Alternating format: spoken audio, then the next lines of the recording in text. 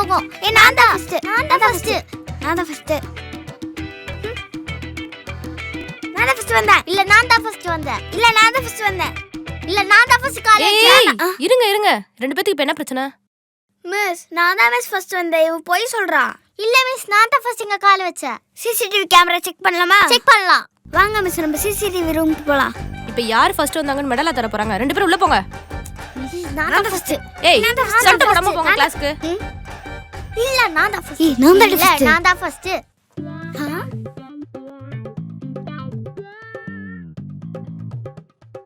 ஏய் என்ன டைம் ஆச்சு, வா வா வா சீக்கிரம் வா. என்னடி பண்றது? மாட்னா காலி. சரி வா பாத்துக்கலாம். இல்லங்க, எவ்வளவு தைரியம் இருந்தா ஸ்கூலுக்கு லேட்டா வருவீங்க? ஏதாச்சும் சொல்லி. சார் நாங்க வர வழியில நேஷனல் ஆந்தம் போட்டாங்க, அதான் லேட் ஆச்சு. புரியலையே. அதாவது நாங்க ரெண்டு பேரும் வரும்போது ஒரு ஸ்கூல்ல நேஷனல் ஆந்தம் போட்டாங்க. அதுக்கு அட்டென்ஷன்ல நின்றோமா, அதான் லேட்.